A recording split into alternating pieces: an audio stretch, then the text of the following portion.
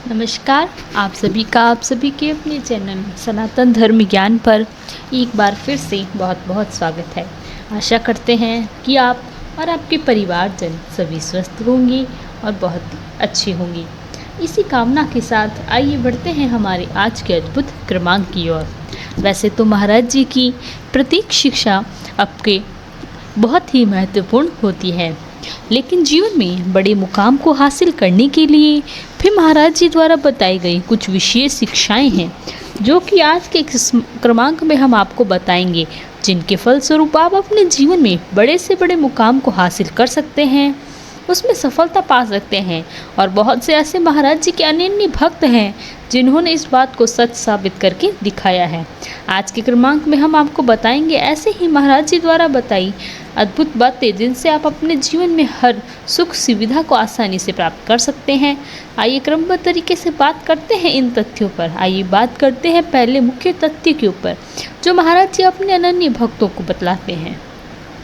महाराज जी कहते हैं कि जीवन में जब भी आपकी तरक्की और समृद्धि के लिए प्रयास कर रहे होते हैं, तो उसके लिए आप जीवन में महाराज जी की शिक्षाओं को अपने जीवन में, अपने मूलभूत जीवन में लेकर आएं। आपके जीवन में सभी प्रकार की जो सुख सुविधाएं हैं, जो भौतिक चीज़ें आप ईश्वर से चाहते हैं, वह सारी भौतिक चीज़ें आपको आसानी से प्राप्त होती हैं यदि आप जीवन में धन की इच्छा रखते हैं। महाराज जी कहते हैं जीवन में धन का प्रवाह होना आवश्यक है। प्रवाह का यहाँ पर आशय क्या है, वो आप समझिए कि पैसा कमाने के साथ साथ पैसा खर्च करना भी चाहिए, तभी व्यक्ति धनवान हो सकता है। बहुत से लोगों में आदत होती केवल धन को संरक्षित करते हैं, अपने जीवन में सुख सुविधाओं का बिल्कुल भी आनंद नहीं लेती, तो यह गलत बात है। महाराज जी कहते हैं कि जितना आप कमाते हैं उसी के अनुरूप जीवन में खर्च करना भी आप सीखिए, क्योंकि जब तक जो धन का कलश है वह खाली नहीं होगा तो पुनः भरेगा कैसे। कहने का आशय यही है कि इसीलिए धन के प्रवाह को आप मस्तिष्क में लेकर कार्य करें, आपके जीवन में धन की कभी भी कमी नहीं होगी, ऐसा महाराज जी बताते हैं। अगली शिक्षा आप जान लीजिए महाराज जी क्या कहते हैं। महाराज जी कहते हैं कि खूब पैसे वाला व्यक्ति असली धनवान नहीं होता, यानी कि ऐसे लोग जिनके पास धन संपदा है, सही मायने में वह धनवान नहीं है, बल्कि धन की सही उपयोगिता करने वाला व्यक्ति असली धनवान होता है। क्योंकि देखिए, जीवन में मितव्ययता का सिद्धांत महाराज जी सिखलाते हैं। आपको मितव्ययी होना चाहिए, यानी कि अनावश्यक चीज़ों पर आपको खर्च नहीं करना चाहिए, और जहाँ पर आवश्यकता हो वहाँ खर्च की करने में कंजूसी नहीं करनी चाहिए। मितव्ययिता महाराज जी कहते हैं कि जो लोग मितव्ययिता को मस्तिष्क में रहकर चलते हैं, ऐसे लोग जीवन में हमेशा धनवान रहते हैं। ऐसे लोगों के पास धन हमेशा संरक्षित रहता है। बात करते हैं अगले सिद्धांत की। महाराज जी क्या कहते हैं। महाराज जी बताते हैं धन का सही उपयोग करना आपको आना चाहिए। उपयोग कैसे होगा महाराज जी के अनुसार, धन का सही उपयोगिता तभी होती है जब उसका उपयोग किसी गरीब, ज़रूरतमंद या असहाय की मदद में किया जाए।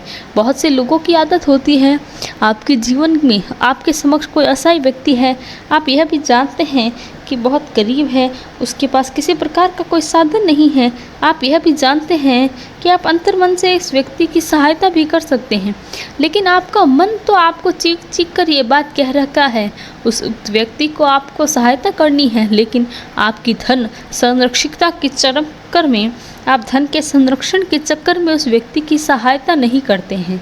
आप चाहते भी हैं, इसीलिए महाराज जी यही कहते हैं कि अगर आप ज़रूरतमंद लोगों की सहायता में जो धन खर्च करेंगे, उससे कई अनेकों गुना धन आपको महाराज जी आशीर्वाद से, ईश्वर के आशीर्वाद से ज़रूर प्राप्त होगा। इसीलिए महाराज जी ने इस बात को अपनी मुख्य शिक्षा के स्तंभ में भी शामिल किया है। बात करते हैं अगले बिंदु की।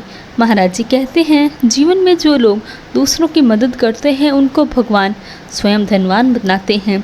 आप यह दूसरी महत्वपूर्ण बात महाराज जी कहते हैं, क्योंकि महाराज जी इस और इंगित करते हैं ईश्वर भी ऐसे व्यक्ति को धनवान बनाते हैं जो दूसरों के लिए कार्यरत है, क्योंकि ऐसा इसीलिए भी है, ईश्वर यह भी जानते हैं कि जिस व्यक्ति को मैं धनवान बना रहा हूँ, यह व्यक्ति आगे चलकर न जाने कितने असहाय लोगों की सहायता करेगा।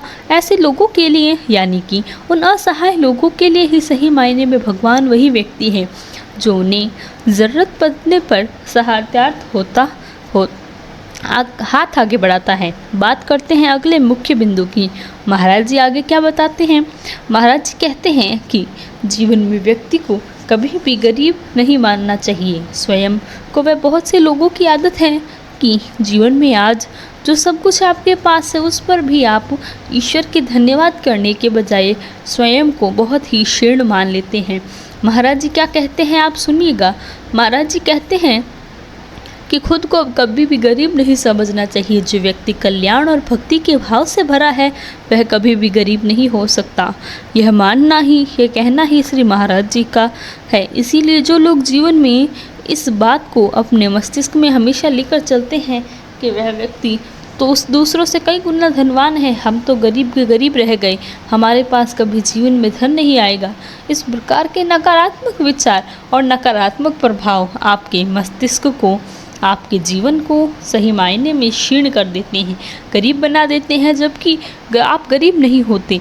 जीवन में आप यह सोचिए कि आपसे भी कई गुना आज लोग इतने पीड़ित हैं जिनके पास सब कुछ होते हुए भी वे इस जीवन से हार मान चुके हैं। उनकी स्थिति ऐसे भी नहीं है कि वह सुख साधनों का सही मायने में उपयोग कर पाएँ। इसीलिए जीवन में जो भी दिया है उसे हंसी खुशी गुजारना सीखें। यही सच्चे इंसान की निशानी है। और जब ईश्वर ने इतनी बुद्धि दी ही है तो आप जानते हैं कि वो जो परमेश्वर है वह हमारे लिए सब कुछ अच्छा ही सोच रहा है, तो आप सही मायने में गरीब हो ही नहीं सकते। इसके अलावा महाराज जी क्या कहते हैं? इसके अलावा महाराज जी कहते हैं जो लोग सदैव ईश्वर का सुमिरन करते हैं, सदैव ईश्वर में आस्था रखते हैं, ऐसे व्यक्ति जीवन में एक पड़ाव पर बहुत ही समृद्ध व्यक्ति बनते हैं।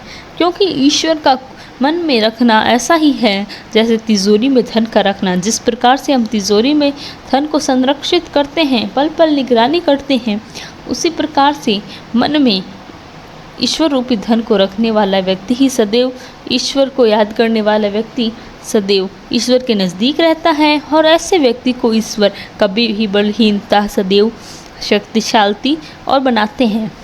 यह कहते हैं श्री महाराज जी। तो यह थे हमारे आज के क्रमांक में महाराज जी के अनमोल वचन, जिनको यदि आप अनुसरण करते हैं तो महाराज जी के आशीर्वाद अनुसार आपको सदैव सुख समृद्धि की प्राप्ति होती है, अच्छे जीवन की प्राप्ति होती है। तो आशा करते हैं आपको आज का क्रमांक पसंद आया होगा। यदि क्रमांक अच्छा लगा हो तो लाइक, कमेंट, शेयर और चैनल को सब्सक्राइब करना ना भूलें। साथ ही साथ अगर आपका कोई प्रश्न है तो हमें लिखकर बताएं, उसका प्रत्युत्तर भी हम अवश्य देंगे। कल फिर मुलाकात होगी ऐसे ही एक अद्भुत क्रमांक के साथ। तब तक के लिए धन्यवाद। जय गुरुदेव।